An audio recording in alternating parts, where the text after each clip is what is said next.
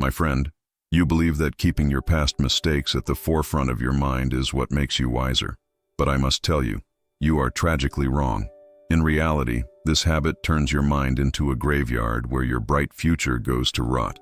You feel bone-tired today, not because of your job or your age, but because you are fighting a war that ended years ago.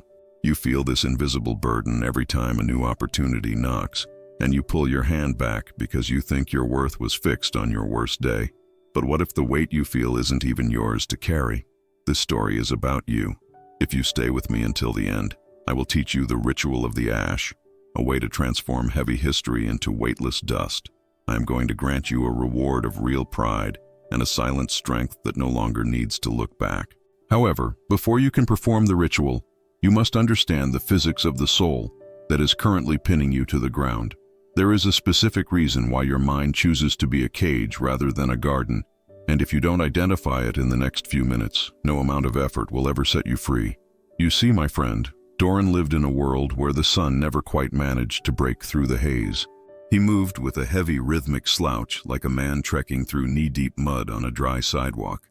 Most folks thought he was just tired from his job, but the truth was much more bitter. He wasn't carrying groceries. He was lugging around an invisible mountain of his own making. His mind had become a relentless loop of what-ifs and if-onlys. Every morning, before his feet even hit the floor, a trial would begin in his head where he was the judge, the jury, and the prisoner. He was pouring his precious life force into a vessel with a massive hole in the bottom. Because he believed his worth was a fixed number calculated by his worst days, he let a life-changing job offer slip away and turned his back on the warmth of a woman named Sarah. He thought he was staying safe in the darkness, but as any seed knows, a seed that refuses to break its shell doesn't stay safe, it simply rots. He was choosing the familiar dampness of regret over the terrifying beauty of a new leaf. But here is the chilling part Doran didn't realize yet. The more he talked about his big plans to escape this gray life, the more he was actually poisoning his ability to change. There is a silent poison in sharing your dreams too soon that most people mistake for progress. Do you know why your hunger to succeed vanishes the moment you tell someone your goals? We are about to discover the secret Mura, the mountain mentor, used to stop this leakage of the soul. Doran finally reached the high waterfall temple, his breath coming in ragged gasps. He found Mura sitting perfectly still, looking as though she were carved from the mountain itself. "Mura, please," he croaked. "Tell me how to fix what I've destroyed. Tell me how to mend a broken life." He waited for a profound lecture, but instead, Mura placed a heavy seal of silence upon him. For 2 days, he was forbidden from speaking of his yesterday, his regrets, or his failures. If he spoke at all, it had to be about the now, the biting coolness of the mist or the sun's warmth. At first, this silence felt like a vacuum sucking the air out of his lungs. Without his story of failure to define him, Doran felt like a ghost. He realized he had spent years using his words to keep his past mistakes alive. Every time he shared his shame, he was watering the weeds instead of the grain. He was seeking a validation fix, trading long-term transformation for a momentary bit of sympathy from strangers. He began to understand that his past was a mental ghost, kept alive only by his own constant narration. If he stopped telling the story would lose its power. But Mura was preparing him for something much more intense.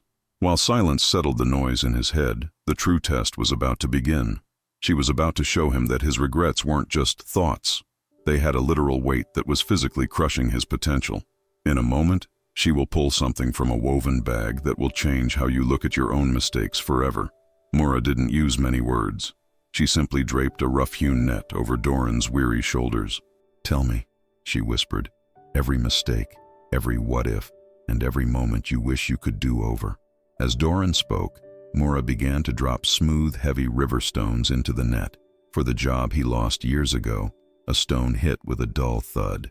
For the woman he let walk away because he was too afraid to be vulnerable, a larger, colder stone was added. My friend, we often think that talking about our baggage helps us unpack it, but Mura was demonstrating the literal, painful physics of regret.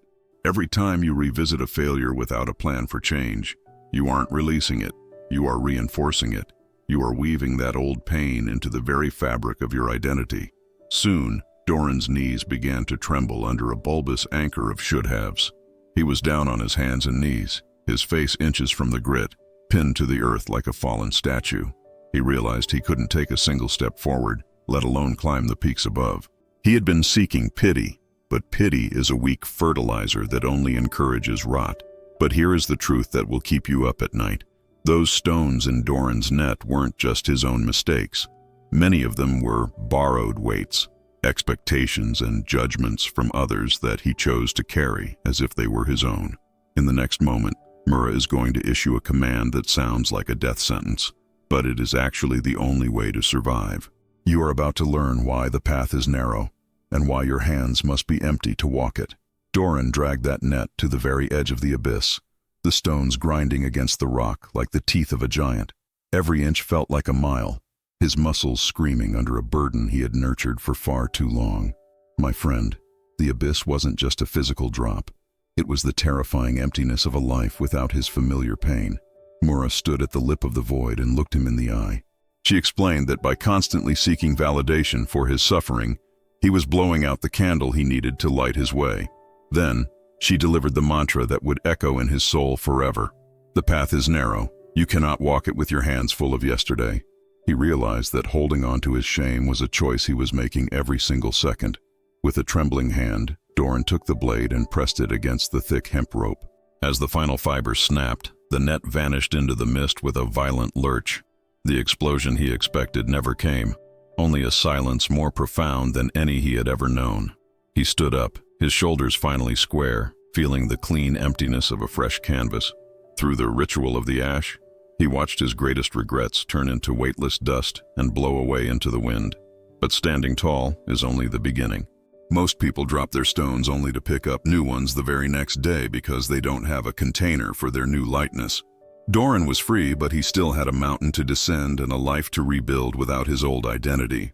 There is a final hidden step in the ritual of the silent builder that ensures those stones never crawl back into your net, and I am about to show you exactly how to master it.